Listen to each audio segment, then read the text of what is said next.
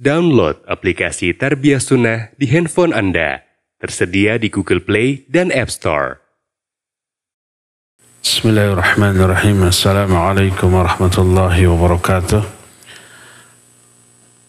Alhamdulillahilladzi hadana lihadza wa ma kunna linahtadiya laula an hadana Allah. Wa ashhadu an la ilaha illallah wahdahu la syarika lah. Wa ashhadu anna Muhammadan abduhu wa rasuluh. Ya ayyuhalladzina amanu taqullaha haqqa tuqatih wa la tamutunna illa wa antum muslimun wa ba'd. Hadirin jamaah Masjid Agung Al-Ukhwah Bandung yang Allah muliakan. Alhamdulillah kembali kita berjumpa melanjutkan kajian kitab Amalan Hati. Dan kita sedang membahas tentang bab al-wara'. Poin terakhir yang kita bahas tentang wara' adalah sumber wara'. Kita lanjut ke beberapa tingkatan wara'. Para ulama, sebagian dari mereka membagi tingkatan wara' kepada 3 tingkatan. Pertama, ini wara' yang paling rendah, dan ini yang wajib dilakukan oleh setiap muslim. Setiap muslim wajib memiliki sifat wara' level yang ini. Apakah wara' yang wajib itu? Yaitu ijtinabul muharram, wa hadha yajibu ala jami'in nas, yaitu wara' dari seluruh yang haram. Maknanya menjauhi, menjaga diri dari yang haram tersebut. Jangan sampai terjerumus ke dalam perbuatan atau ucapan yang Allah haramkan. Wajib semua orang wara' dalam hal itu. Dan inilah tingkatan wara' yang paling rendah. Dan hukumnya wajib. Tak boleh seorang pun membiarkan dirinya terjerumus ke dalam yang haram, baik ucapan ataupun perbuatan. Tingkatan kedua yang mandub. Mandub itu yang sunnah. Tidak wajib, tapi siapa yang wara' dari hal ini, dia afdal, dia lebih utama dibanding umumnya manusia. Apakah wara' yang sunnah itu? Wara' yang sunnah adalah al-wuquf indal mustabih, wa hadha li awsatin nas fil ubudiyah. Wara' yang sunnah itu adalah menahan diri dari yang syubhat. Yang syubhat ada 2, yaitu yang diragukan keharamannya atau diragukan kewajibannya.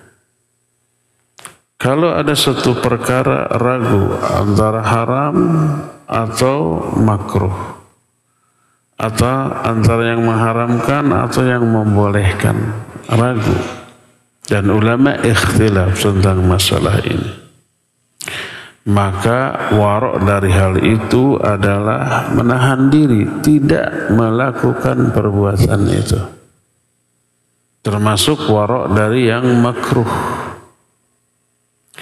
Atau sebuah perbuatan umpamanya diikhtilafkan oleh para ulama wajib ataukah sunnah. Seperti contohnya umpamanya banyak. Di antaranya salat tahiyatul masjid. Jumhur ulama menyatakan sunnah. Sebagian ulama menyatakan wajib.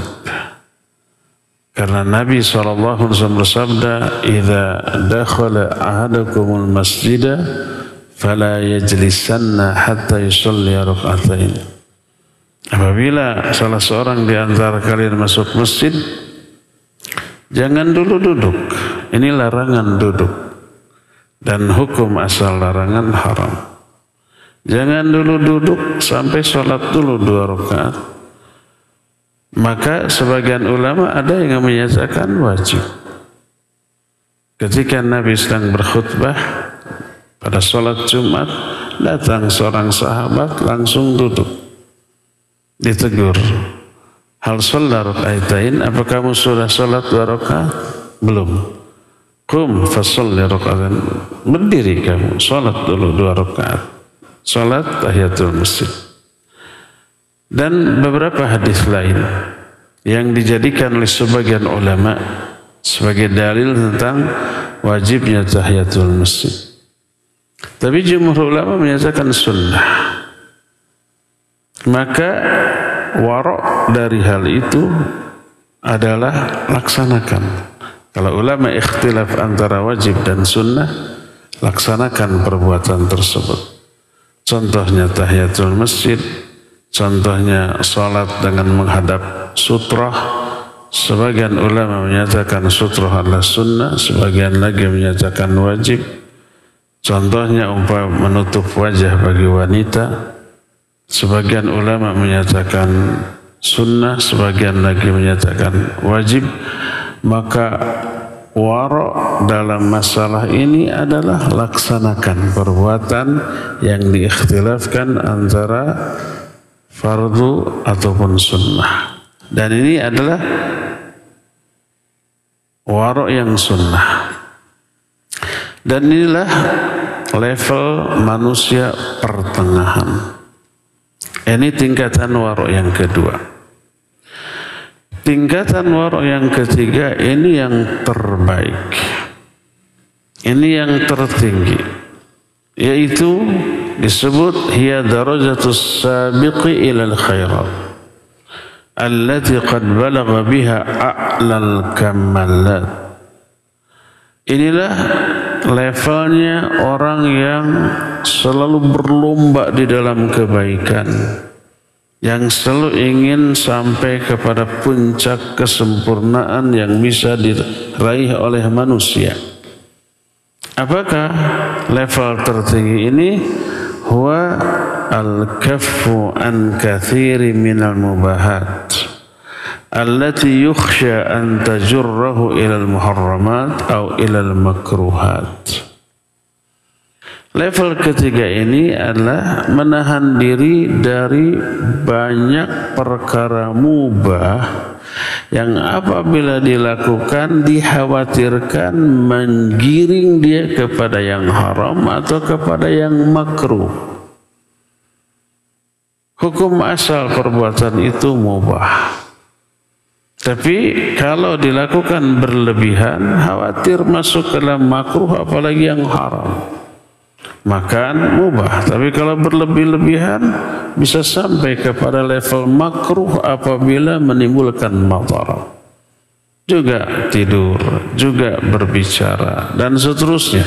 Hukum asal tidur, hukum asal berbicara, hukum asal makan dan minum itu mubah.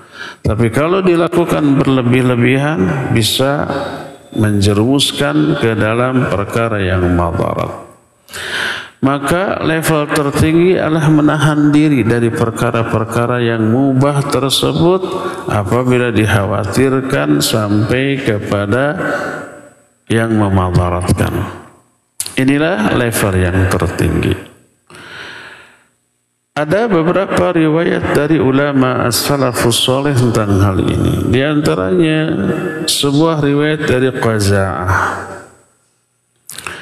Dia berkata, "Ra'aitu Ali bin Umar thiyaban khashinah, faqultu lahu ya Aba Abdurrahman, inni qad ataituka bi thawbin layyinin mimma yusna'u bi khursan wa taqarru 'aynaya an arahu 'alaik fa inna 'alaika thiyaban khashinah."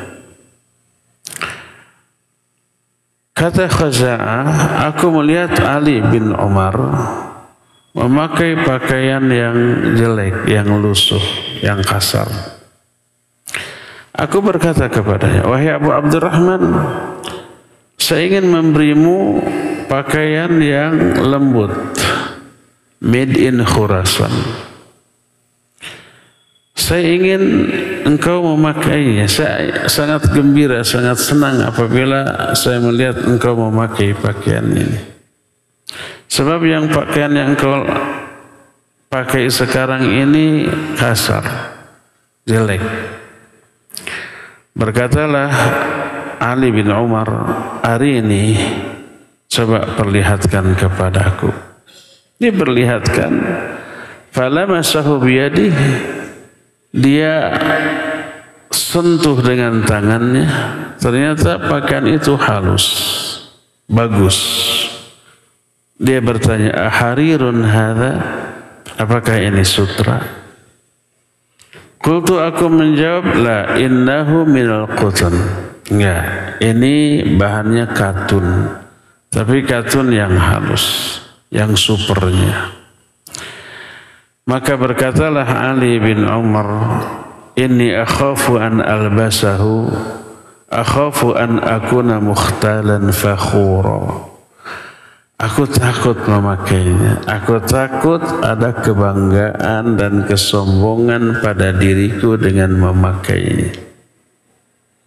Jadi dia tinggalkan. Padahal memakai pakaian yang bagus tidak terlarang, mubah, boleh. Dalam hadis sahih riwayat Imam Bukhari dan Imam Muslim, Nabi SAW bersabda, la yadkhulul jannah man kana fi qalbihi mithqala dzarratin min kibrin. Tidak akan masuk surga orang yang di dalam hatinya ada takabur, ada sombong, walaupun sekecil debu.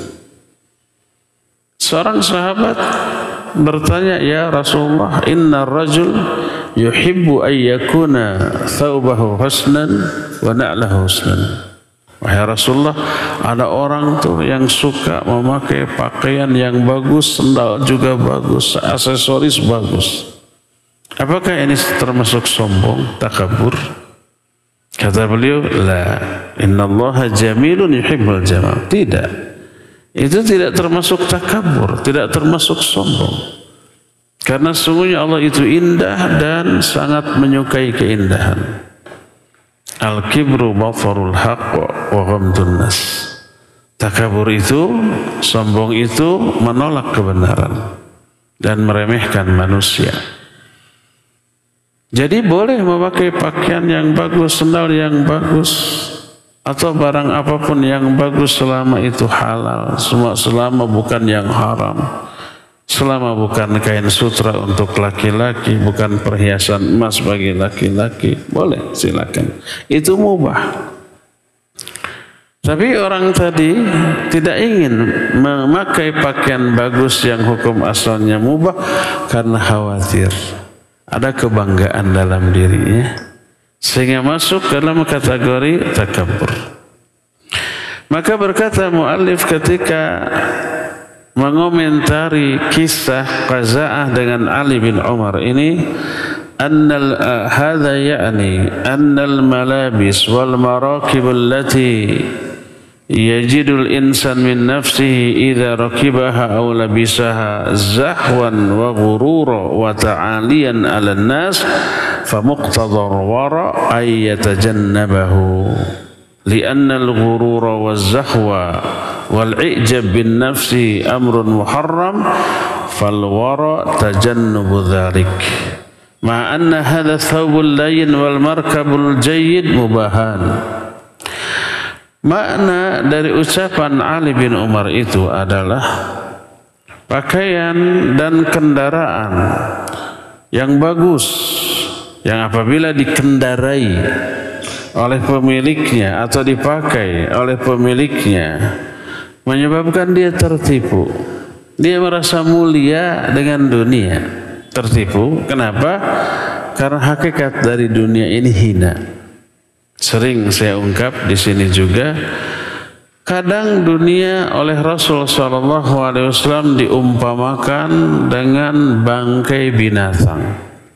Kadang diumpamakan dengan kotoran manusia. Nggak ada nilai, hina. Bahkan seandainya dunia ini ada nilai di sisi Allah, walaupun sebanding dengan nilai sehelai sayap seekor nyamuk, niscaya Allah tidak akan memberikan kepada orang kafir walaupun seteguk air. Andai dunia ada nilainya serendah sehelai sayap seekor nyamuk. Tapi karena nggak ada nilai, orang kafir diberi bukan hanya air. Semua kekayaan dunia yang jumlahnya banyak dikuasai oleh orang-orang kafir, dimiliki oleh orang kafir. Allah kasih. Karena itu bukan simbol kemuliaan, bukan wujud kemuliaan. Jadi kalau orang merasa mulia dengan dunia, dengan harta, dengan jabatan, dengan kedudukan, dengan pangkat, dengan kekuasaan, dengan popularitas, dengan status sosial, dia tertipu. Merasa mulia dengan sesuatu yang pada hakikatnya hina. Jadi apabila orang memakai pakaian yang bagus, kendaraan yang bagus, lalu dia merasa bangga dengan itu, lebih tinggi di atas manusia lainnya, maka warok dari hal itu adalah menjauhi hal itu. Karena tertipu dengan dunia, merasa bangga dengan dunia, takjub terhadap kelebihannya sendiri adalah perkara yang diharamkan. Makanya warok dari hal itu adalah menjauhi, bukan menjauhi pakaian atau kendaraannya, tapi menjauhi efek buruk yang mungkin timbul dari pakaian atau kendaraan yang bagus. Berupa apa? Berupa riya, berupa ujub, berupa takabur, berupa sombong, berupa merasa lebih daripada umumnya orang yang tidak memiliki barang-barang tersebut. Ibnu Umar sendiri meriwayatkan satu hadis dari Nabi SAW. Man ta'azzama min nafsihi aw ikhtala fi mishyatihi laqiyallaha wa huwa alaihi ghadban. Kata Nabi SAW, siapa orang yang merasa dirinya agung, mengagungkan diri, ta'azzama min nafsi, aw ikhtala atau sombong. Sombong dalam apa? Fi mishyatihi, di dalam cara berjalannya. Kata orang Sunda mah legeg. Ketika berjalan itu legeg, menunjukkan apa? Sikap angkuh. Siapa orang yang merasa dirinya besar atau legeg ketika berjalan, maka dia kelak akan berjumpa dengan Allah dalam keadaan Allah itu murka kepadanya. Jadi ada kesombongan dalam bentuk apapun, termasuk dalam bentuk sikap, termasuk dalam hal gaya berjalan, rigidnya legeg gitu, maka Allah murka. Jadi sikap takabur dan sombongnya itu yang harus dijauhi. Tapi salah satu penyebab takabur, merasa tinggi, itu bisa saja berasal dari pakaian, kendaraan yang kita pakai. Betapa banyaknya orang yang merasa mulia hanya karena pakaiannya bagus, kendaraannya bagus, aksesorisnya bagus, apa yang dimilikinya jarang dimiliki oleh orang, lalu dia merasa lebih dari orang lain karena hal itu. Lalu bersikap angkuh, lalu bersikap sombong. Sombong dan angkuh yang lahir dari kekayaannya itu yang Allah benci. Hadis tadi dikeluarkan oleh Imam Ahmad, disahihkan oleh Imam Al-Hakim dalam kitab Al-Mustadrak, dan Syekh Al-Albani mensahihkan hadis ini dalam kitab Silsilah Al-Ahadits As-Sahihah. Berkata Bishr bin Al-Harith rahimahullahu ta'ala, ما ينبغي للرجل أن يشبع اليوم من الحلال لأنه إذا شبع من الحلال دعته نفسه إلى الحرام. Tidaklah layak bagi seseorang untuk mengenyangkan perutnya sehari-hari dengan makanan yang halal. Mengenyangkan perut bahasa kitanya berlebih-lebihan dalam hal kekenyangan. Bahasa Sundanya kemerkaan, sampai sakit. Nggak layak. Karena apa? Karena dia terlalu memenuhi, mengenyangkan perutnya dengan yang halal, khawatir nanti jiwanya terdorong untuk melakukan yang haram.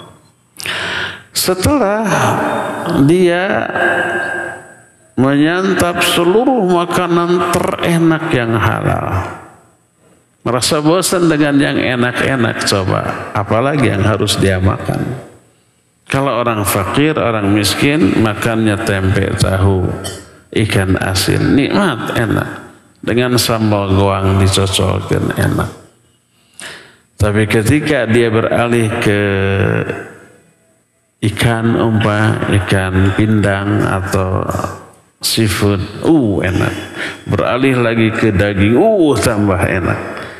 Lama-lama terus-terusan dengan daging bosan, masa harus kembali ke ikan asin? Nyengir lihat ikan asin.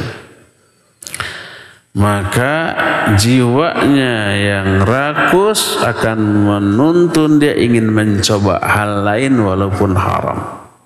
Dikhawatirkannya demikian. Oleh karena itulah maka tidaklah layak seorang hamba untuk seperti itu.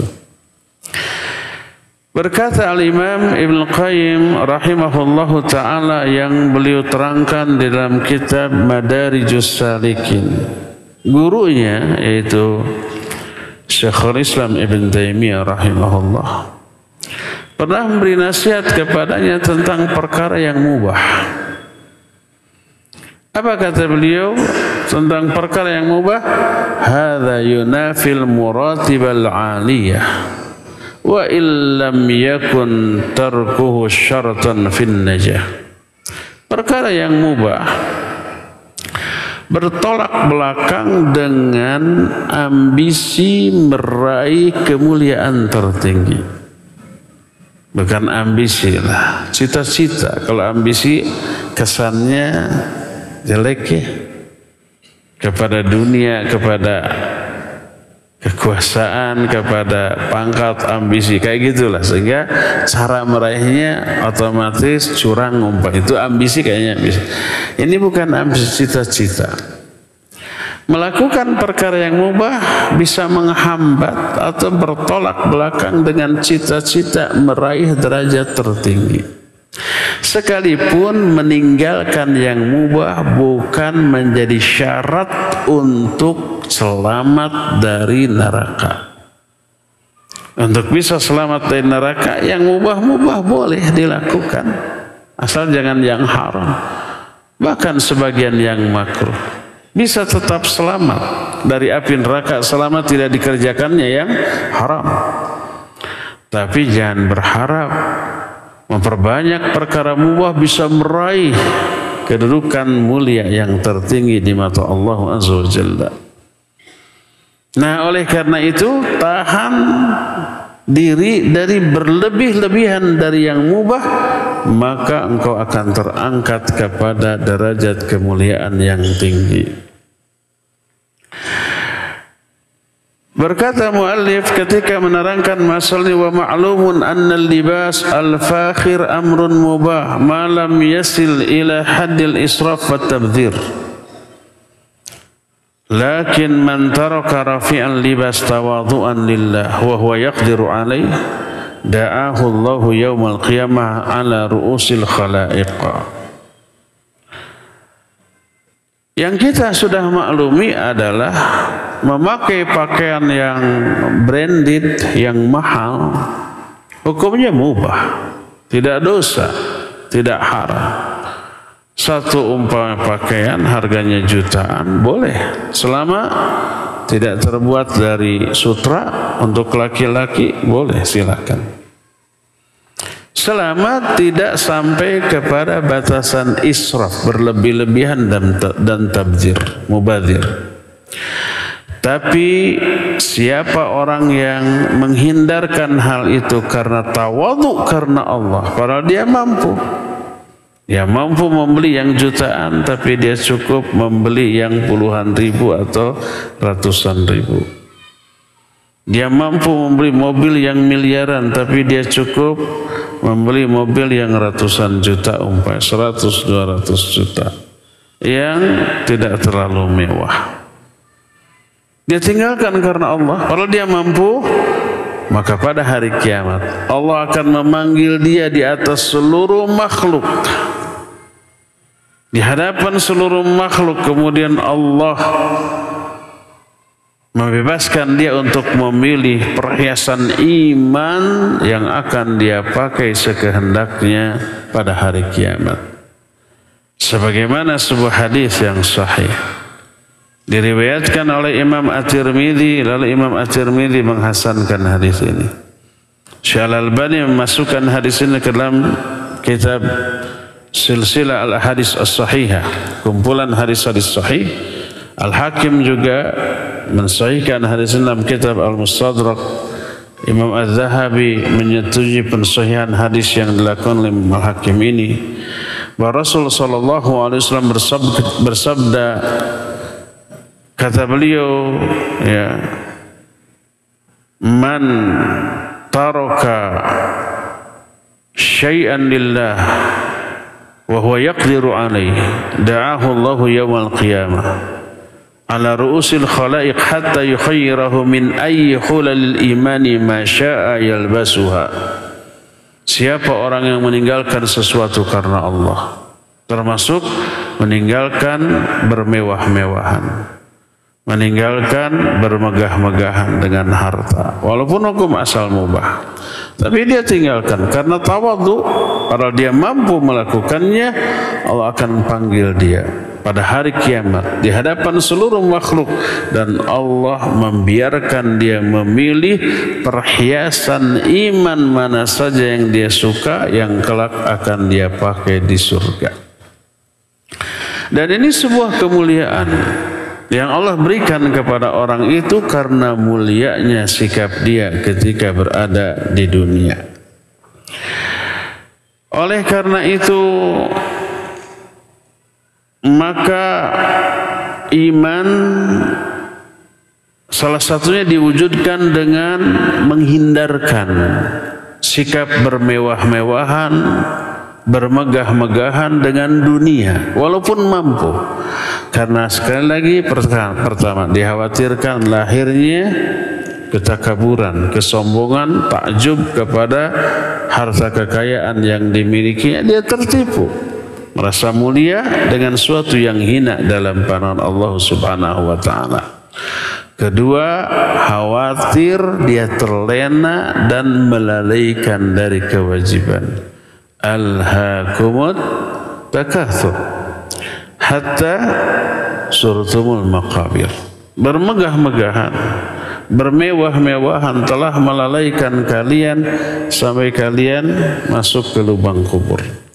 Maknanya karena bermegah-megahan lalai dari kewajiban, lalai dari sikap tawadhu, lalai dari sikap umpamanya mengukur kemuliaan dengan iman dan amal. Nanti dia mengukur kemuliaan itu dengan harta kekayaan, jabatan, pangkat, kekuasaan, popularitas, dan yang sejenisnya. Sehingga dia memilih kawan-kawan bergaul yang selevel dengan dia secara finansial. Dan ini wajib dijauhkan dari ilmu, dari majelis ilmu. Semoga di Bandung tidak terjadi. Sebab konon di majelis ilmu di kota lain, bukan di Bandung,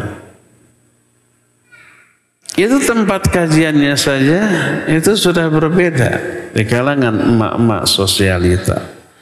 Kalau yang paling depan, yang paling dekat dengan ustadznya, orang-orang yang ketika datangnya itu pakai mobil yang harganya MM-an. Di depan tuh. Di belakangnya sekitar 500 jutaan. Di belakangnya lagi ya 300. Begitu yang pakai motor di belakang. pakai ojol mungkin di luar. Nggak boleh orang pakai motor duluan datang tiba-tiba selek di depan, nggak boleh sama panitianya. Mengukur kemuliaan dengan mobil, mengukur kemuliaan dengan jilbab merek apa yang dipakainya, dengan tas yang dibawanya merek apa, harga berapa. Kan ada satu tas harganya lebih mahal dari mobil ya, sampai ratusan juta. Mereka merasa mulia dengan hal itu, akhirnya apa? Terjadinya diskriminasi di kalangan sama muslim dan muslimat. Dan ini termasuk penyimpangan di dalam mengaplikasikan iman. Allah berfirman, inna akramakum indallahi atqakum. Orang yang paling mulia di antara kalian di sisi Allah adalah yang paling takwa. Ketakwaan yang menjadi ukuran, bukan kekayaan. Jadi itu sikap keangkuhan, kesombongan, ketakaburan yang diaplikasikan dalam kehidupan sosial hanya karena harta. Bukan harta yang mubahnya yang dikhawatirkan, tapi efek yang ditimbulkannya. Itu takjub kepada diri sendiri. Berdasarkan hal itu, maka berkatalah Rasul sallallahu alaihi wasallam dalam salah satu hadis, al-badadatu minal iman. Al-badadah termasuk dari iman. Makna al-badadah adalah lawan dari kemewahan. Simple, sederhana, humble, tawadhu, itu bagian daripada iman. Walau hadis yang barusan itu diriwayatkan Imam Abu Dawud, Imam Ibnu Majah, hadisnya diterima dari Abu Umamah radhiyallahu an. Imam Ibnu Abdul Bar mendhaifkan hadis ini, tapi Al-Imam Al-Iraqi dalam kitab Amaliyah menyatakan hadis ini hasan, dan Imam Ibnu Hajar mensahihkan hadis dalam kitab Fathul Bari Syarah Sahih Bukhari. Syekh Al-Albani memasukkan hadis ini ke dalam kitab Silsilah Al-Ahadits As-Sahihah. Jadi inilah 3 tingkatan wara'. Pertama yang wajib, yaitu meninggalkan yang haram. Level kedua yang lebih bagus daripada itu adalah yang sunnah, meninggalkan yang syubhat dan yang makruh, apalagi yang haram.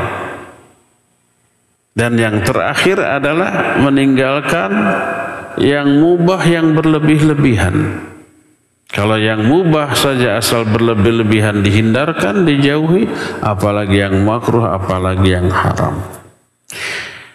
Ini sebagian ulama.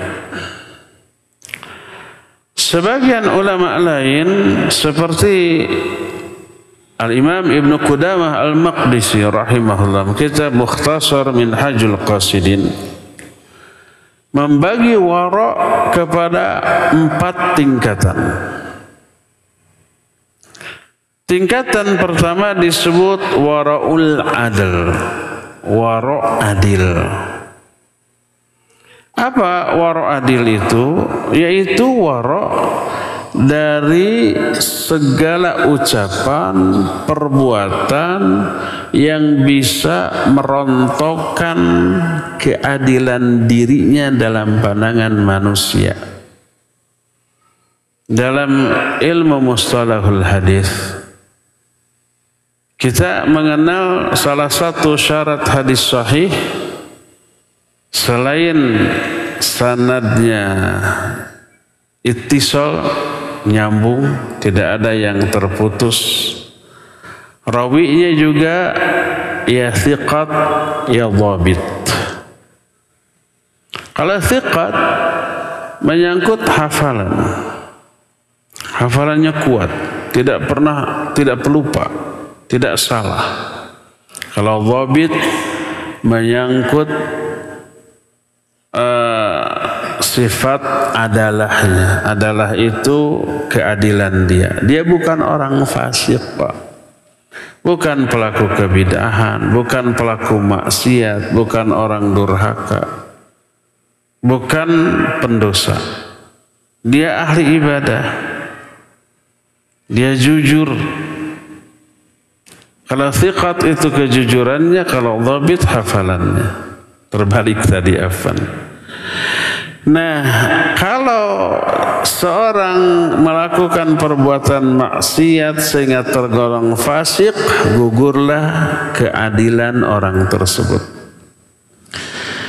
Maka waro adil maknanya al-waro amma yujibu fi'luhu fisku sahibihi. Waro dari perbuatan-perbuatan yang apabila dilakukan oleh seseorang dia terjerumus ke dalam status fasik, tidak lagi disebut adil. Artinya waro dari apa yang Allah haramkan, sehingga dia tidak lagi dianggap fasik karena dosa-dosa besar yang dilakukannya, enggak, karena dia tidak melakukan dosa tersebut. Dosa bisa mengundang pelakunya untuk memperoleh ancaman sanksi azab dari Allah Azza wa Jalla. Jadi wara' dari semua yang Allah haramkan disebut oleh Imam Ibnu Qudamah dengan sebutan wara' adil. Ini yang pertama. Dan ini tingkatan yang terendah dari wara'. Sama dengan yang tadi. Wara' yang wajib disebut oleh Imam Ibnu Qudamah dengan wara' adil, yaitu wara' dari hal yang diharamkan. Semua yang diharamkan dijauhi. Tapi kadang-kadang dia melakukan yang makruh. Kadang dia melakukan yang syubhat. Tapi tidak melakukan yang haram. Wara' tingkatan yang kedua, wara'us sholihin. Wara'nya orang-orang soleh. Apakah wara' orang soleh itu? Huwal wara' amma yustabahu fi hurmatihi. Wara' dari perkara yang diragukan keharamannya. Ini halal apa haram? Halal apa haram? Ulama ikhtilaf tentang masalah ini. Maka wara' orang-orang yang soleh meninggalkan mau haram, mau mau makruh, mau haram, mau halal, tapi karena khawatir ini diharamkan, ditinggalkan. Ini sikap wara', dan ini sesuai dengan hadis Nabi SAW. Kata beliau di dalam hadis yang di awal pembahasan ini sudah kita terangkan, orang yang faman waqa'a fi syubuhat waqa'a fil haram. Faman istabra'a minas syubuhat faqad istabra'a an dinihi wa irdhihi. Siapa orang yang menjerumuskan diri ke dalam yang syubhat, berarti dia menjerumuskan diri kepada yang haram. Tapi siapa orang yang memelihara diri dari yang syubhat, berarti dia telah memelihara diri atau menjaga agama dan kehormatannya. Jadi kalau ada perkara, para ulama ikhtilaf, menurut sebagian haram, menurut sebagian adalah halal. Atau apalagi makruh, ya udah tinggalkan. Apalagi makruh, walaupun dianggap halal oleh sebagian ulama, tapi diharamkanlah ulama lain, tinggalkan.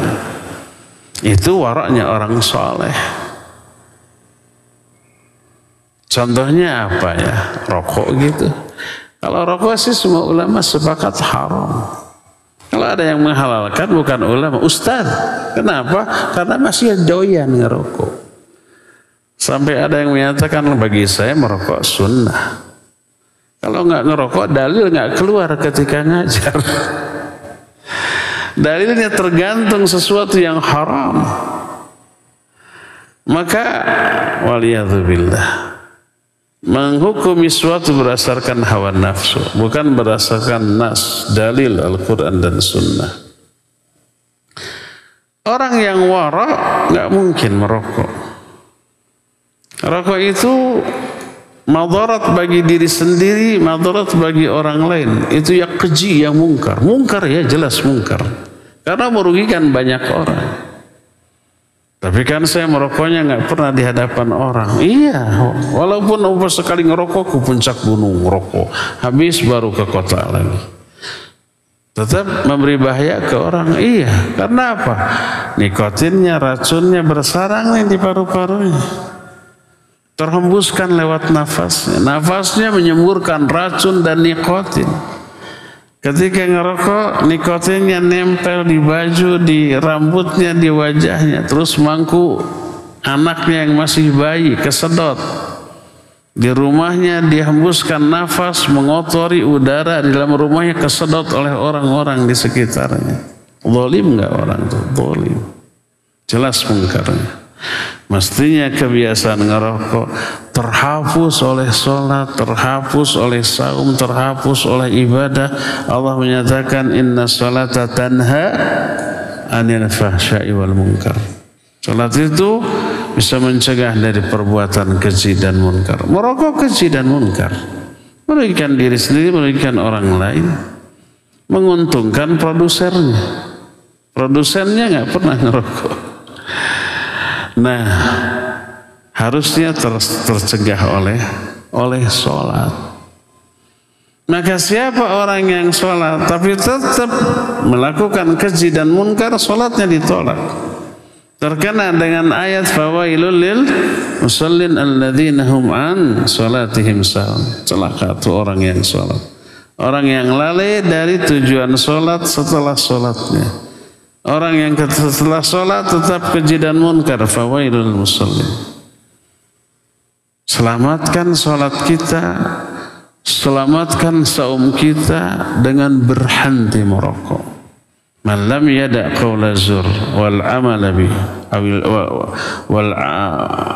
man lam yada' qawla zur wal amala bihi wal jahl falaysa lillahi hajatun fi ayyada' ta'amahu wa syarab. Siapa orang yang ketika saum tidak meninggalkan ucapan perbuatan yang sia-sia, yang buruk, tindakan bodoh, perbuatannya wal jahl, Allah nggak butuh kepada saum. Ditolak tuh, salatnya ditolak, saumnya ditolak. Karena tetap memelihara kebiasaan buruk seperti ini. Selamatkan saum kita, selamatkan salat kita, selamatkan ibadah kita dengan menjauhi semua kebiasaan buruk setelah ibadah-ibadah tadi. Siapa yang tetap memelihara kebiasaan buruk setelah ibadah, itu tanda ibadah tadi ditolak oleh Allah Azza wa Jalla. Inilah waroknya orang-orang soleh, menjauhi semua yang syubhat, yang makruh. Ketiga, wara'ul muttaqin, waroknya para muttaqin, waroknya orang-orang yang bertakwa. Ini yang lebih baik daripada yang kedua. Apakah wara orang bertakwa? Wa huwa tarku ba'dil umuril mubahat allati yukhsha an tajurrahu ilal haram.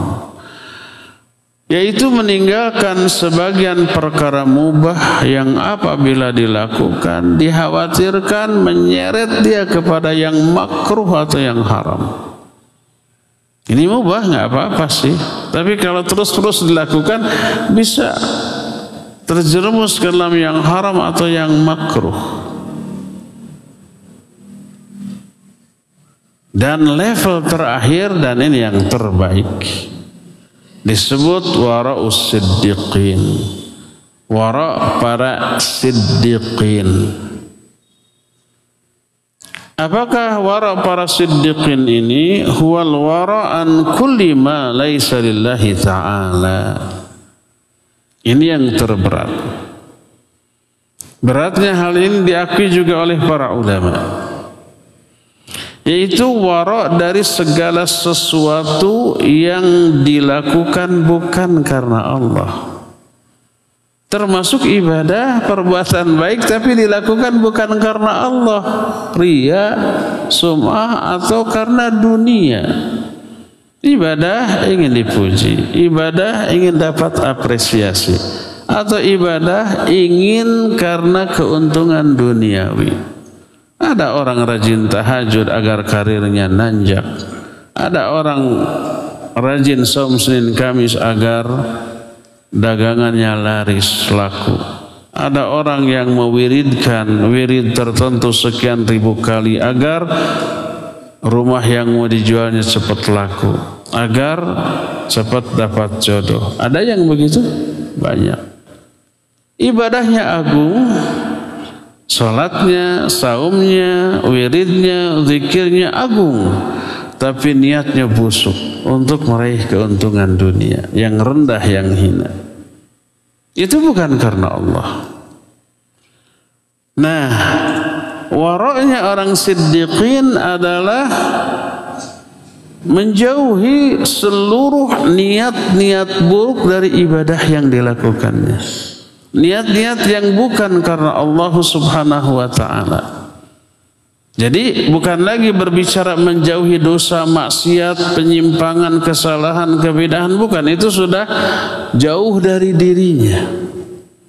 Tapi yang dilakukan oleh dirinya hanya wajib sunnah, wajib sunnah. Nggak ada yang mubah, nggak apalagi yang makruh, yang haram, nggak ada. Wajib sunnah, wajib sunnah. Tapi ingat, amalan wajib dan sunnah tetap bisa menjadi pintu masuknya syaitan untuk menghancurkan pelakunya. Yaitu apa? Dimasukkannya riya, dimasukkannya lah ujub, dimasukkanlah sum'ah, dimasukkanlah takabur, dimasukkanlah ta'ali. Ta'ali itu merasa tinggi dengan ibadah yang dilakukannya, dan ini sangat berbahaya. Level ini levelnya para ahli ibadah, para ulama. Mereka rajin ibadah, tahajudnya, saumnya, baca Qur'annya, zikirnya, berbuat kebaikannya, tak tertandingi oleh manusia biasa, tapi syaitan tetap bisa mencari celah untuk menghancurkan amal orang ini. Dengan cara apa tadi? Dimasukkannya riya.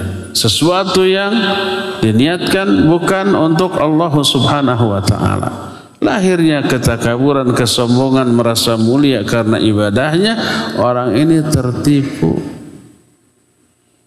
Dan sikap takabur atau merasa mulia adalah sikap yang bertolak belakang dari hakikat dari ibadah itu sendiri. Ibadah itu maknanya al-khudu' wa tadhallul. Khudu' itu merendah. Tadhallul itu menghinakan diri di hadapan Allah. Semakin seorang merasa rendah, hina di hadapan Allah Azza wa Jalla, semakin tawadhu, semakin angkat kemuliaannya oleh Allah Azza wa Jalla. Semakin seorang merasa besar itu takabur. Merasa mulia di hadapan Allah, walaupun besar dan mulia itu karena ibadah yang dilakukannya, semakin Allah rendahkan dan hinakan dia. Contoh nyata dari hal ini siapa? Iblis laknatullahi alaih. Iblis bangsa jin yang dahulunya ahli ibadah. Ibadahnya hebat luar biasa. Saking hebatnya Allah memuliakannya dengan mengangkatnya ke langit dan ibadah di langit selama 80.000 tahun. Ini penjelasan Al-Imam Al-Qurtubi dalam kitab At-Tadhkirah. Merasa lebih hebat dibanding ibadahnya para malaikat sekalipun. Tapi apa akibatnya? Muncul takabur, muncul kesombongan. Takabur ini tidak ada yang tahu kecuali Allah Azza wa Jalla. Dan Allah ingin membongkar ketakaburan iblis ini dalam bentuk diciptakannya manusia. Adam setelah diciptakan disuruh sujud. Para malaikat yang selama ini ibadahnya ini tulus-tulus saja, ikhlas-ikhlas saja, ketika diperintahkan sujud ke Adam, juniornya ini langsung sujud, nggak banyak komen. Adapun iblis tidak mau. Wa idh qulna lil malaikati isjudu li Adama fasajadu illa iblis. Dia enggan sujud. Wastakbaru dan takabur. Terbongkar ketakaburan iblis. Ditanya, mana'aka antas sudah id amartuk, apa yang menghalangimu untuk sujud kepada Adam ketika aku perintahkan? Dia menjawab, ana khairu minhu, khalaqtani min nar wa khalaqtahu min tin. Aku lebih baik dari Adam. Tuh, engkau ciptakan aku dari api, engkau ciptakan dia dari tanah. Muncul tuh ketakaburannya. Takabur mustahil lahir dari ibadah yang benar. Berarti ada sesuatu dalam ibadahnya yang menyebabkan melahirkan ketakaburan. Ingat, para ulama menjelaskan apabila engkau mampu bertahajud di suatu malam, jangan engkau anggap hina orang-orang yang tidur kebablasan. Karena boleh jadi orang yang tidur kebablasan sampai subuh tanpa tahajud itu lebih baik daripada orang yang bertahajud. Kenapa? Mungkin orang yang tidur kebablasan dia menyesal kenapa dia tidak bangun tahajud. Itu lebih baik dari orang yang tahajud lalu dia merasa bangga dengan tahajudnya. Bila engkau mampu melakukan saum sunat di siang hari, jangan engkau rendahkan orang yang tidak saum. Karena boleh jadi orang yang tidak saum lalu dia menyesal karena tidak saumnya lebih baik daripada orang yang saum tapi merasa bangga dengan saum. Ingat, ibadah yang benar melahirkan ketawadhuan. Ibadah yang benar melahirkan sikap rendah, bukan takabur, bukan sombong, bukan merasa mulia. Oleh karena itulah maka wajib untuk kita bersihkan seluruh niat kita ketika ibadah dari segala sesuatu selain Allah Azza wa Jalla, dan inilah waraknya para siddiqin. Inilah tingkatan-tingkatan warak. Cukup ya sampai di sini, dan untuk Ramadan ini kita akan mengakhiri kajian ini sampai jam 5.15 karena biasanya jam 5.15 sudah sibuk dengan persiapan buka bersama. Untuk jamaah yang hadir sekarang insya Allah disiapkan makanan untuk buka bersama, tidak hanya yang ringan tapi juga yang berat ya. Tapi bukan batu. Nasi kotak sudah siap. Free ya, gratis. Pertanyaan pertama, bismillah. Ustaz mohon penjelasan tentang sholat tarawih bersama imam sampai selesai. Bagikan sholat sepanjang malam dan tidak perlu lagi sholat tahajud. Soal kalau sholat tahajud dan lain-lain akan hilang sholat sepanjang malamnya, benarkah? Soal kalau sholat tahajud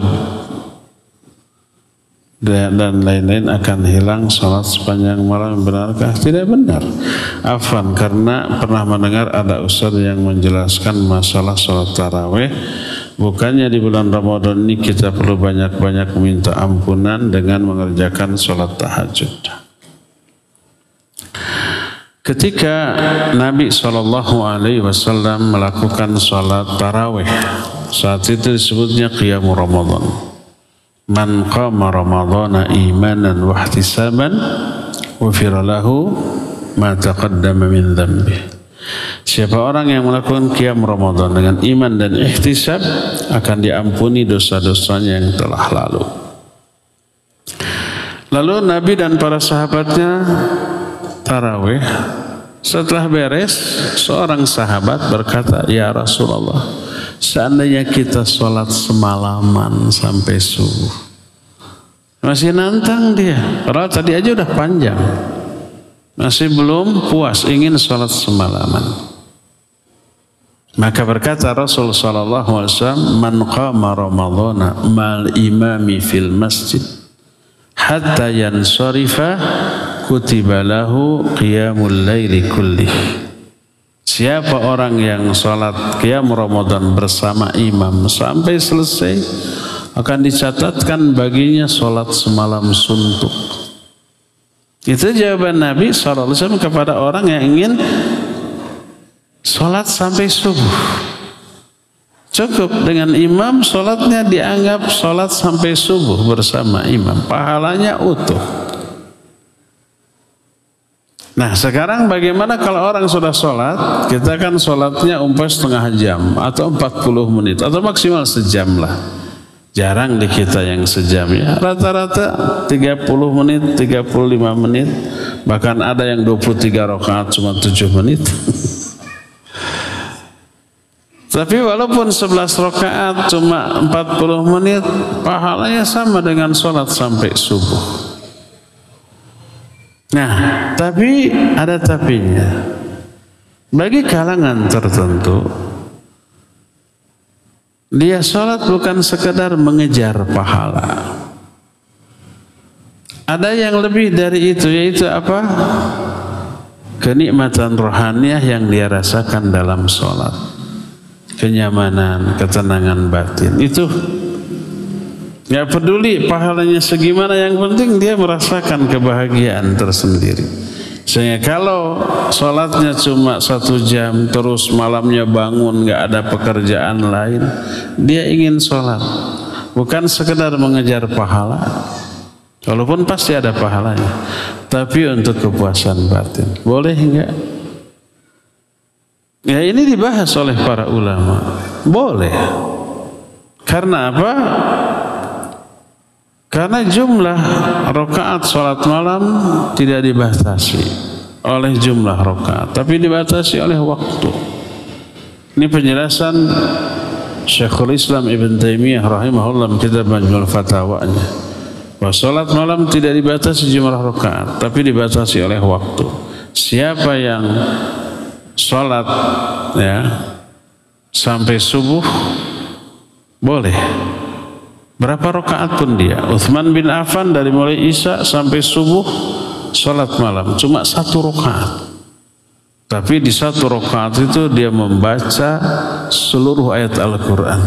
Setelah Fatihah baca Al-Baqarah, Al-Imran, An-Nisa, Al-Maidah terus sampai An-Nas. Sampai subuh selesai itu 1 rakaat. Tidak heran kalau para ulama mazhab pun berbeda pendapat. Imam Malik sampai 36 rakaat salat malamnya tarawih dengan 5 witir jadi 41 rakaat. Sebagian ada yang 23, sebagian ada yang 21, sebagian ada yang 13, sebagian ada yang 11. Di Mekah dan Madinah sekarang ini 13 rakaat. 1 jam lebih dikit lah ya. Dan kenapa para ulama demikian? Karena mereka beranggapan sholat malam baik di Ramadan, di luar Ramadan tidak dibatasi jumlah rakaat, tapi dibatasi oleh waktu. Dan ini diambil dari hadis Nabi SAW. Kadang beliau 11 rakaat, kadang 13 rakaat, pernah juga 17 rakaat. Perkataan Aisyah bahwa Nabi tidak pernah lebih dari 11 rakaat baik di Ramadan atau di luar Ramadan, dan hadis itu sahih riwayat Bukhari dan Muslim, tidak mengingkari yang lebih dari 11 rakaat. Karena apa? Karena Aisyah hanya memberi persaksian sebatas yang dia lihat. Sedangkan istri Nabi di waktu yang bersamaan ada 9. Kalau satu istri dapat giliran 1 malam, berarti Aisyah dapat giliran 9 malam sekali. Iya, 8 malam yang lain di istri lain. Aisyah tahu nggak Nabi berapa rakaat? Tidak tahu. Makanya Ummu Salamah menyatakan Nabi pernah 13 rakaat. Sahabat lain menyatakan Nabi pernah 17 rakaat. Semuanya sahih. Aisyah tidak salah menyatakan Nabi tidak pernah lebih dari 11 rakaat. Karena dia hanya menyampaikan sebatas yang dia lihat. Yang tidak dilihatnya tidak tahu, ya dilihat oleh sahabat lain atau istrinya yang lain. Makanya para ulama menyatakan nggak dibatasi jumlah rakaat, tapi dibatasi oleh waktu. Begitu adzan subuh habis waktu. Jadi kalau umpama kita sudah 11 rakaat atau 13 rakaat selesai, nanti jam 3 bangun lagi, ibu-ibu kan masak sekarang mah nggak perlu ditungguinnya, cukup masukin kompor atau microwave, setel aja waktunya, udah nanti padam sendiri kita sholat. ting, itu udah selesai itu. Mati sendiri, nggak khawatir hangus. Dia sholat, boleh, asal tidak ada 2 witir dalam satu malam. La witrani fi lailatin. Tidak boleh ada 2 witir dalam satu malam, karena kalau ada 2 witir menjadi genap ya. Witir apa artinya? Ganjil. 3 rakaat, 1 rakaat, 5 rakaat. Kalau 2 witir berarti ganjil, bukan witir lagi. Maka witirnya cukup sekali. Kalau dengan imam kita sudah witir, nanti malam mau sholat lagi, silakan, jangan witir lagi, tidak masalah ya. Wallahu a'lam.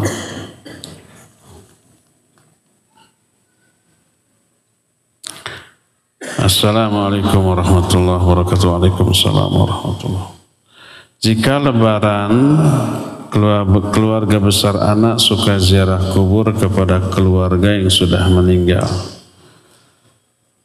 bukan ziarah kubur kepada keluarga, atau ziarah kuburnya ke kuburan yang sudah meninggal. Jika lebaran anak dan keluarga suka ziarah kubur kepada keluarga yang sudah meninggal, berarti keluarga yang sudah meninggal masih hidup kan? Silaturahmi namanya, bukan ziarah kubur.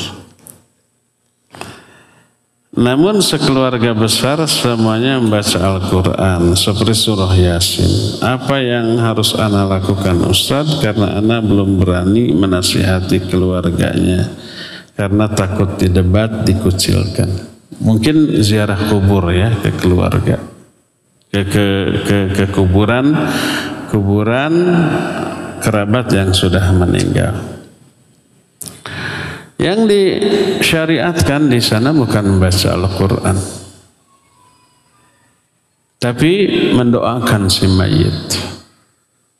Kalau orang-orang baca, ya kalau menasihati, melarangnya, menimbulkan madarat, biarkan. Kalau melarangnya menimbulkan madarat, sementara perbuatan tidak akan terhentikan. Baca Yasinnya di kuburan akan tetap, malah kita akan dimarahi. Biarkan. Dan ini etika amar ma'ruf nahi munkar.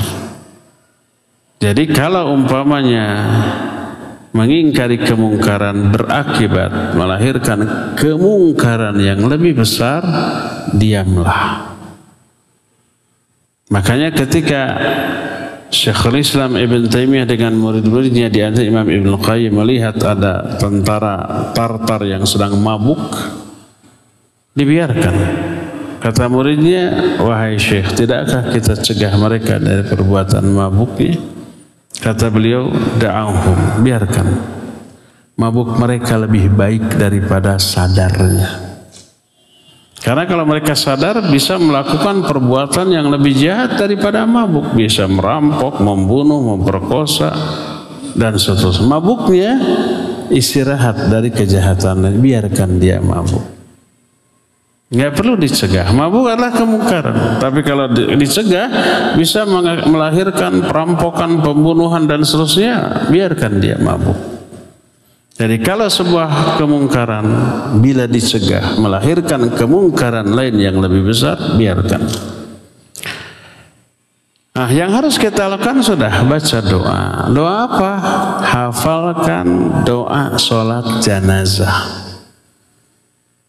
Kemudian baca di sholat untuk mendoakan orang yang sudah meninggal, ayah kita, ibu kita, adik kakak kita, paman kita, sahabat kita yang sudah meninggal, pasti adalah ya orang dekat kita yang sudah meninggal.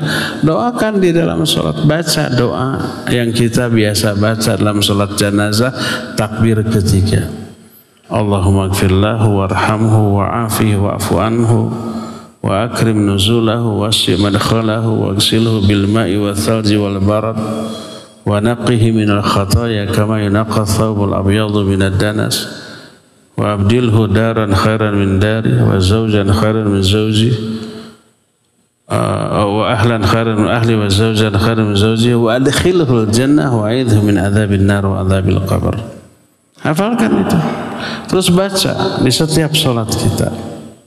Kalau sholat fardu nggak mungkin karena berjamaah, di sholat sunat nggak apa-apa baca. Apalagi yang orang tua yang sudah meninggal, baca setiap sholat tuh.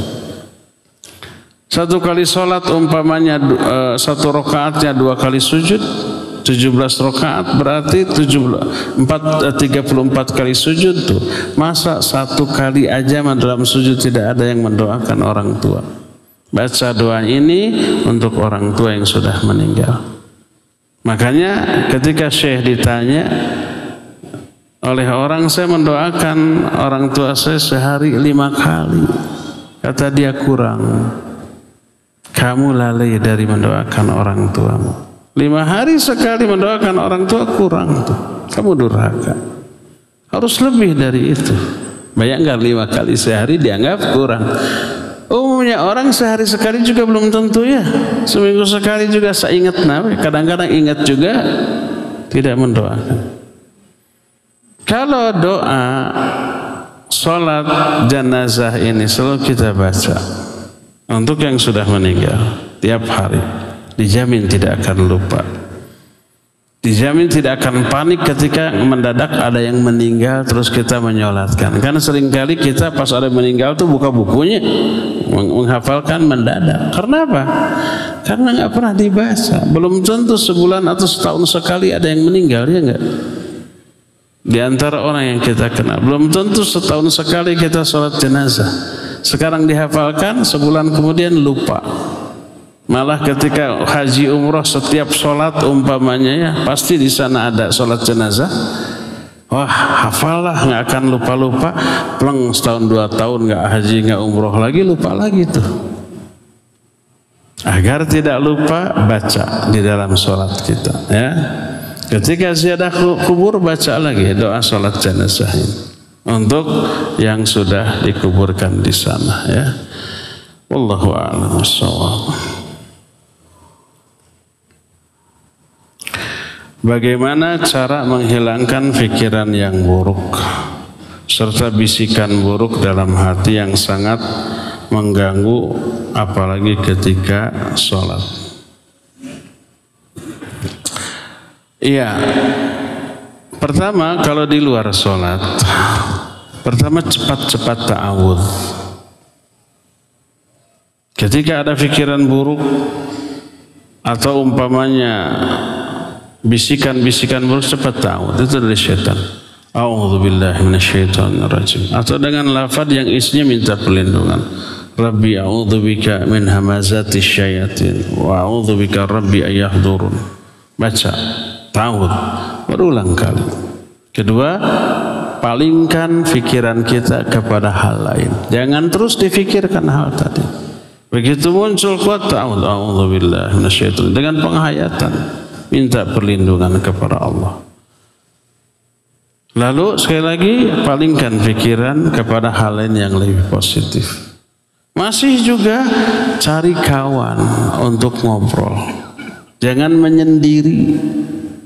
Karena ibarat binatang ternak, ketika menyendiri dia akan menjadi sasaran bagi para predator, singa, macan, serigala dan seterusnya. Tapi ketika bergabung dengan komunitasnya, predator berpikir ulang. Jadi cari kawan untuk ngobrol dengan obrolan yang bermanfaat ya. Nah, bagaimana kalau itu di dalam sholat? Sama ya. Kalau sholatnya sholat sunat, kalau umpamanya fardu, berupaya untuk berjamaah. Berjamaah salah satu faedahnya adalah mengurangi tekanan pengaruh gangguan setan. Selain juga akan terpelihara dari kesalahan. Jumlah rakaat, gerakan sholat terpelihara dengan berjamaah. Kalau sendiri sholat sunnah boleh ta'awudz di tengah-tengah sholat. Kalau bersin boleh hamdalah di tengah-tengah sholat. Asal sholat itu sholat sunnah ya. Nah kemudian ada pikiran begitu, cepat ta'awudz, a'udzubillahi minasyaitonirrajim.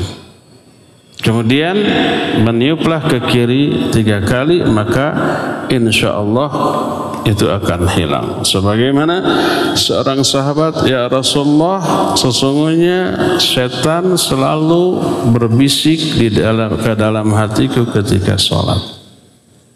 Apa kata Nabi SAW? Apabila kamu merasakannya, ta'awudlah kamu dan meniuplah kamu ke kiri 3 kali. Maka dengan hal itu insya Allah gangguan setan akan berkurang atau bahkan hilang. 2. Apa makna atau tafsiran dari syaitan dibelenggu ketika bulan Ramadan? Jika setan dibelenggu, kenapa masih ada bisikan-bisikan yang buruk? Yang dimaksud wa tufidati syayatin, setan itu dibelenggu. Di dalam riwayat lain, maradatul jin, jin-jin yang durhaka. Yang dimaksud setan dibelenggu adalah setan dari kalangan bangsa jin. Semua jin yang durhaka, yang kafir itu dibelenggu. Adapun jin-jin Islam bebas, tidak dibelenggu karena mereka pun harus ibadah. Wa ma khalaqtul jinna wal insa illa liya'budun. Tidaklah aku ciptakan jin dan manusia kecuali untuk ibadah. Jin juga wajib saum, wajib sholat. Kalau dibelenggu mah tuh nggak bisa sholat, nggak bisa saum. Jadi jin Islam bebas, tidak dibelenggu. Jin kafir dibelenggu. Tapi karakter jin Islam lebih parah daripada manusia Islam. Ada manusia Islam tapi suka menggoda orang lain untuk berbuat dosa. Ada banyak. Kita umpamanya dapat BC, ada pengajian di Al-Ukhuwah jam sekian, mau hadir. Pas datang kawan, ngejeng yuk. Kita ada ketemuan sama kawan-kawan di kafe anu. Akhirnya tergoda ikut ke sana. Itu manusia, ya enggak? Jin bisa melakukan itu? Iya, bisa melakukan itu. Kalau manusia banyak menggoda orang untuk berbuat dosa dan maksiat, apalagi bangsa jin. Nah, jin-jin yang muslim tapi fasik, zalim inilah yang memberi pengaruh buruk kepada hati manusia. Sehingga apa? Ada tetap gangguan di dalam hati kita untuk berbuat dosa dan maksiat walaupun di tengah-tengah saum di bulan Ramadan. Karena ada jin-jin muslim yang fasik tadi. Tapi jauh lebih berkurang dibanding di luar Ramadan. Ini yang pertama. Kedua, kenapa di bulan Ramadan walaupun setan dibelenggu masih ada dosa dan maksiat? Kata Imam Ibnu Qayyim, dosa dan maksiat tidak hanya karena godaan setan, tapi bisa juga karena karakter yang buruk yang sudah tertancap kuat dalam hati seorang manusia. Kalau karakternya buruk tanpa harus digoda oleh setan, itu jalan sendiri. Umpama orang punya karakter iri, dengki. Kalau sudah ada karakter iri, dengki, nggak perlu digoda setan tuh. Lihat orang yang tidak disukainya senang aja udah dengki tuh. Nah, kedengkian ini yang kemudian mendorong dia untuk beraksi, melakukan dosa. Digibahilah, difitnahlah, ya, dihinalah gitu. Adanya gibahan, ada hinaan, adanya fitnahan. Itu tidak berarti ada godaan setan, tapi karena aktifnya karakter dengki yang ada pada dirinya. Bisa karena itu. Dan setan selama 11 bulan menanamkan karakter buruk pada diri manusia agar pas masuk 1 bulan di bulan Ramadan, buruknya karakter ini tetap dominan menguasai diri orang itu sehingga mudah terjerumus dalam dosa dan maksiat, ya. Wallahu a'lam bishawab. Terakhir ya.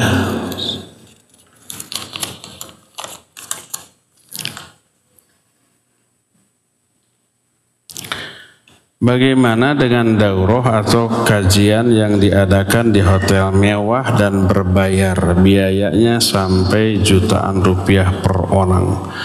Apakah yang seperti ini dibolehkan? Karena tidak semua orang mampu untuk ikut daurah seperti ini. Gimana ya? Pertama, suudzon saya atau suudzon kita, boleh nggak suudzonnya? Ini bisnis yang dilakukan oleh panitia. Dia ingin mengeruk keuntungan dari aktivitas dakwah. Jadi dibuka daurah mengundang ustadz yang kira-kira bisa menyedot jamaah yang banyak. Mahal pun ditembak karena ustadznya favorit. Makanya nggak pernah mengundang ustadz yang kira-kira jamaahnya sedikit, mau laku. Tapi yang viral, sekali hadir ribuan jamaah. Nah ustadz yang kayak gini dijamin laku keras. Kalau umpamanya dari satu orang diambil keuntungan 500.000 saja, ada 100 orang. Keuntungan bersih, berapa biaya, berapa keuntungannya? Nah, makanya panitia yang seperti semakin menjamur. Dulu berawal dari pengajian seperti ini. Pengajian seperti ini bisa menghasilkan uang yang banyak. Dari mana? Pertama dari canceling. Kedua dari sponsor. Kedua dari donatur. Makanya panitia seperti hanya mengundang ustadz yang kira-kira dihadiri ribuan orang. Agar cancelingnya penuh, donatur banyak, sponsor banyak. Uang yang keluar untuk ustadz berapa sih? Nggak akan lebih dari 10 juta untuk akomodasi, transportasi. Katakanlah maksimal 20 juta. Dana yang masuk bisa 200 juta. Sisanya apa? Dibagi-bagi. Ini penyelenggaranya bukan yayasan. Langsung aja IO dadakan. Nah dibagi-bagi. Seorang bisa 20 juta. Makanya ada orang yang sudah punya pekerjaan dengan gaji 10 juta keluar lalu gabung ke IO ini. Kalau sekali penyelenggaraan 20 juta per orang dapat, bayangkan sebulan minimal 4 kali. Kalah tuh GM gajinya oleh IO seperti ini. Itu di Jakarta banyak. Pernah juga terjadi di Bandung. Kita sudah peringatkan. Ustadz yang diundangnya nggak tahu menau, nggak salah dia mah gitu ya. Karena dia berpikirnya positif, ya. Nah ditawarkan di beberapa masjid safari dakwah, masjid ini diminta 2 juta, masjid itu diminta sekian-sekian dengan alasan untuk akomodasi ustadz. Terkumpul sekian ratus juta, pengeluaran sekian puluh juta, sisa sekian. Ini bisnis, membisniskan dakwah. Jadi kalau ada yang seperti itu, kalau saya pribadi tidak mau. Kecuali saya pernah mengisi di hotel umpamanya dari sebuah perusahaan. Perusahaan ini libur. Daripada diisi dengan liburan yang gak karuan, diadakan daurah dibiayai oleh perusahaan. Akhirnya karyawan mengajak keluarganya bayar sekian. It's okay, gak apa-apa. Itu murah meriah. Orang lain datang boleh hadir. Boleh ada ikut konsumsi makan. Kalau yang tadi ini pas giliran makan, yang hadir yang tidak jadi peserta jajan sendiri atau nonton yang ngantri parasmanan, kan kasihan ya. Jadi sekali lagi ini bukan dakwah, ini bisnis ya. Kalau saya pribadi diundang untuk isi di kayak gini nggak akan mau. Kecuali kalau tidak komersial, umpamanya dari perusahaan dibiayai oleh perusahaan, boleh yang lain datang ikut makan nggak apa-apa ya. Wallahu a'lam bishawab. Cukup ya sampai di sini. Insyaallah kita akan berjumpa esok membahas kitab tauhid di sini. Subhanakallahumma bihamdik asyhadu an la ilaha illa anta astaghfiruka wa atubu ilaik. Walhamdulillahirabbil alamin. Wassalamualaikum warahmatullahi wabarakatuh.